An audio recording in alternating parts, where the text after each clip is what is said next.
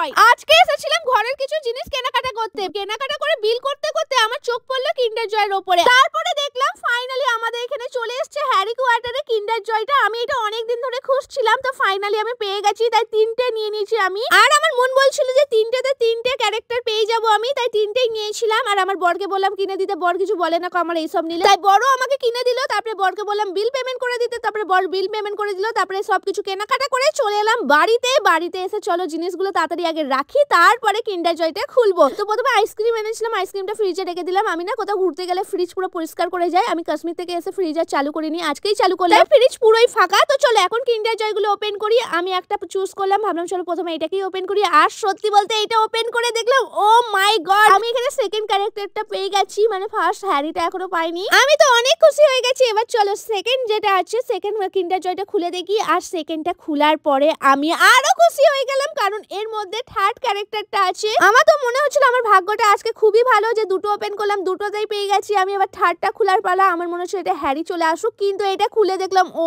মাই god, এর মধ্যে তো ট্রেন পড়েছে। একদম ফালতু জিনিসটা পড়েছে, এটা কেন পড়ে জানি না আমি। তো তোমাদের কার কার হ্যারি পড়েছে তাড়াতাড়ি কমেন্ট করে বলো। আমার তো কিন্তু এখনো হ্যারি কোয়ার্টার পড়িনি। আর জানো এই যে দুটো ক্যারেক্টার পড়েছে এর নামগুলো আমি জানি না, তোমরা যদি জেনে থাকো অবশ্যই কমেন্ট করে বলবে। আর তোমরা কে কে জানতে এই যে ক্যারেক্টারগুলো এরকম চার্জারে লাগানো যায়। আমার কিন্তু দুটো চার্জার, মানে দুটো ফোনে দুটো চার্জার আমি লাগিয়ে দিয়েছি এরকম। তো এখন এই যে কিন্ডার জয়ের চকলেটটা যেটা থাকে সেটা খাওয়ার পালা। আমি চকলেটটা খাই। তো তোমরা কমেন্ট করে বলো কে কে হ্যারি পেয়ে গেছো।